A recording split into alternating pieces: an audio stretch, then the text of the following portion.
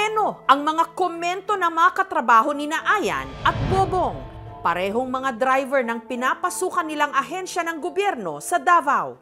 Sa tuwing nagtatagpo kasi sila sa ilang mga okasyon, marami ang bumabati sa kanila na malaki ang pagkakahawig nila sa isa't isa. Mula mata, ilong, bibig, pati hugis ng mukha para talaga silang pinagbiyak na bunga. Parang magkahawig sila ng mukha. Madalas tuloy silang napagkakamalang parang magkapatid. Pero paanong nangyari yon? Gayong magkaiba sila ng kinalakhang pamilya at sa trabaho nga rin lang sila nagkakilala. Pero ang 43 anyos na si Ayan, marami raw palang tanong sa kanyang pagkatao. Dekada 80, ang nooy sanggol pa lang na si Ayan, inuwi ng kasambahay na si Violeta sa kanilang bayan sa Monte Vista, Davao de Oro. Ang sabi naman ng nanay ko daw doon, hindi daw sa kanya yung bata na yon. Anak daw yun ng amo niya na pinaalagaan lang sa kanya. Kasambahay po kasi yung mama ni Ayan ng kapatid ko. Sa nanay ni Violeta iniwan ang baby. Pero nung 8 buwan na ito, binawi siya nang nagpakilalang tunay daw niyang ama. Ang amo ni Violeta na si Isayas. Yan po ba yung batang iniwan ni Bioli? Apo, many years na siya hindi umuwi sa kanila so hindi alam ng lola na anak niya yon. Hanggang nabunyag ang katotohanan na ang tunay palang ina ni Ayan si Violeta at ang kanyang ama na si Isayas, pamilyado na pala. Yung tatay ko po, alam ko, habang lumalaki ako, nandito naman siya, nakikita niya ako pero hindi ko siya nakasama. Kaya ang nagpalaki kay Ayan ang kanyang mga tiyahin, mga kapatid ni Isayas. Ang tagabantay ng bata is during the day, yung youngest namin si Gloria. Estudyante pa yun. Tapos ako galing sa opisina, magpalit kami. Si Gloria Perpicio po, yun po ang kinagisnan kong ina. Pero kinalauna, nung nag-asawa na siya, naiwan ako doon sa lula ko. Ang tunay na pagkatao ni Ayan isinikreto. Ipinakilala siyang anak ng kanyang lolo Efren at lola Casimira. Para nga kaming magkapatid kasi yung nasa sa birth certificate ko, ang nakalagay doon sa parents ko is yung lula at lolo ko, hindi na yung papa ko. Noong 7 taong gulang na siya, sinubukan din daw siyang bawiin ng kanyang ina na si Violeta. Gusto niya akong dalhin tapos ayaw man ng lula ko at saka yung lolo ko. Hindi papayag kasi daw baka iiwan lang din daw ako kung saan-saan. Pinapili man ako noon kung sasama ba ako o hindi. Hindi man ako sumama kasi hindi ko siya kilala noon. Yun na, ang huling beses na nakita niya ang kanyang ina. Ang tanging alaala niya rito, isang lumang litrato. Ito pong picture na to, binigay sa akin ng kapatid ko na anak ng papa ko. Binigay sa akin nung kasal ko. Sabi niya sa akin, itago mo yung picture na yan kasi yan ang picture ng mama mo. Kasi nakita lang daw din niya dito sa album nila.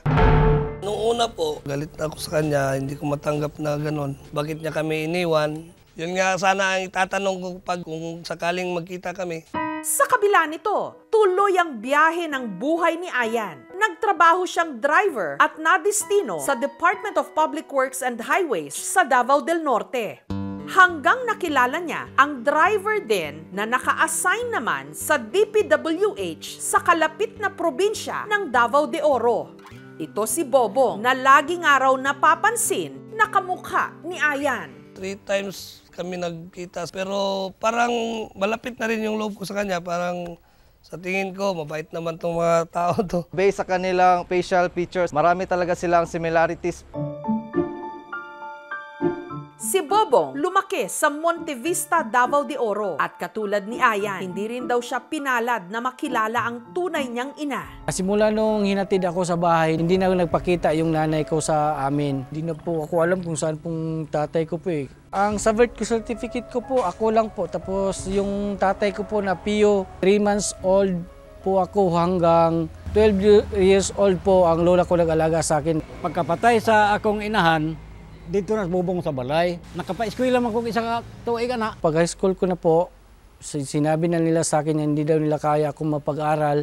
Naghanap ako ng simbahan po na makatulong sa akin sa pag-aaral. Kinalaunan, si Bobong bumuo ng sariling pamilya. Pag-asawa ko po, drive na lang ako. Ipinapakita ko lang sa kanila, sir, na pagbutihan ko lang na hindi sila matulad sa akin na walang ina, walang ama.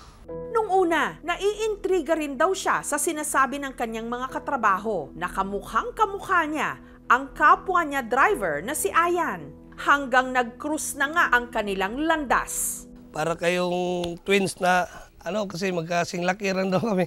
Parang magkahawig sila ng mukha, para magkapatid.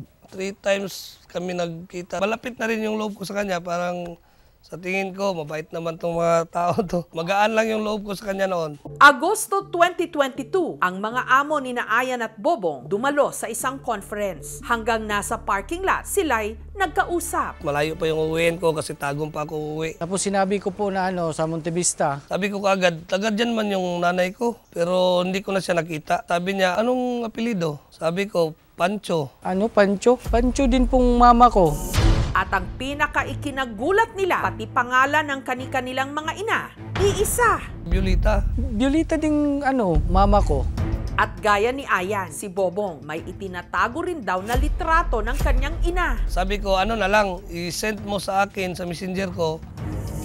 Ipapakita ko yun sa kapatid ko na nagbigay sa akin ng picture at saka sa auntie ko. Iisang babae nga lang ba ang mga nasa larawang hawak ni Ayan at Bobong? Samantala, ang babae sa litrato na hawak ni Ayan, hinanap ng aming team hanggang may nakilala kaming kilala raw, si Violeta. Tao po! Kung may kilala po ba kayo dito, pamilya na may apelido Pancho? Yan. Ay kami lang po nag-iisang Pancho dito sa lugar po. Pero nasaan na si Violeta? Pareho nga ba niyang anak, sina Ayan at Bobong? Ang mga kasagutan, mabubunyag na sa aming pagbabalik. Dalawang lalaki mula Davao, nag-cruise ang landas sa pinapasukang trabaho. Hindi lang sila magkamukha. Para kayong twins, magkasing laki rin daw kami. Posible rin daw na magkapatid. Malayo pa yung uwiin ko kasi tagong pa ako uuwi. Saan po daw ako uuwi? Sa Montevista. Taga dyan man yung nanay ko, pero hindi ko na siya nakita. Ang pinaniniwalaang inang nang iwan sa kanila, pareho rin daw ang pangalan. Sabi niya, anong apelido? Pancho. Ano, Pancho? Pancho din pong mama ko. Violeta. Violeta din mama ko. Pero magtugma kaya ang mukha ng babae sa larawan na hawak ni Ayan na kanya raw ina at sa litrato na hawak naman ni Bobong na kanya rin daw ina?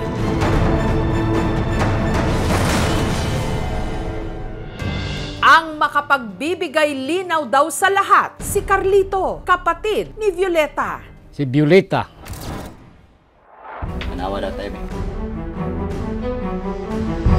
Violeta. Akong manghod. Sigurado ko. Kumpirmado. Confirm yata. Mama ko raw yun. Si Violi daw yung nasa picture. Masaya po sir na mayroon akong nag-iisang kapatid. Hindi lang pala ako mag-isa. Dalawa pala kami iniwan. Pinagtagpo kami. Di ko man siya hinanap. Parang dumating lang sa akin bigla. Natatandaan din daw ni Carlito ang kwento tungkol sa isang batang inuwi ng kanyang kapatid. Kaya nakita, magpaghatod ni Violeta sa balay. Sa gamay pa si Ayan. Wapa man to, di man tawag nga ko. Ano man to bunyagi gani. Sila na may nagpabunyag sa tagom. Pagkahuman, wala namin kabalita sa iya. Nung medyo malinaw na ang lahat, sina Ayan at Bobong muling nagkita. Matapos nilang malaman na sila nga'y magkapatid, ipinakilala rin nila sa isa't isa ang kani-kanilang mga pamilya. Pinapakilala niya ako sa mga tsuhin at tiyahin niya. Pinakilala niya ako doon sa asawa at ang mga anak niya. Pero ang tanong pa rin ngayon, nasaan na ang kanilang inang si Violeta?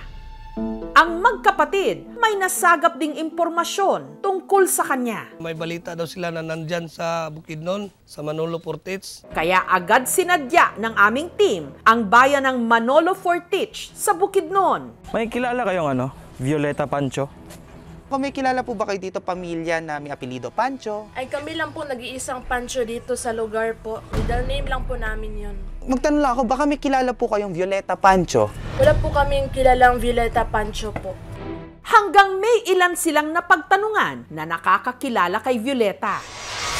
Pero tumanggi silang magpaunlak ng interview. Pero ayon sa kanila, si Violeta matagal na raw patay. Na-contact din namin ang isang naging anak ni Violeta sa Leyte. Bagamat tumanggi siyang magpa-interview, kinumpirma niyang matagal na ngang namatay ang kanilang ina. Nalulungkot lang po talaga. Kasi gusto talaga namin makita para makausap. Pero kung yun man ang nangyari, hindi na rin namin siya matanong. Masakit na mawala yung ama, ina, pero wala naman akong magawa. Kasi ngayon lang to nakaedad kami ng 40 years tapos nalaman pala namin na wala na po siya. Hindi man na masasagot ang ilang mga katanungan ni Ayan at Bobong tungkol sa tunay nilang pagkatao. Masaya naman daw sila na habang maaga pa, natagpuan nila ang isa't isa at nalamang meron silang pamilya. Thank you so much mga kapuso. Kung nagustuhan niyo po ang videong ito, subscribe na sa GMA Public Affairs YouTube channel. Don't forget to hit the bell button for our latest updates.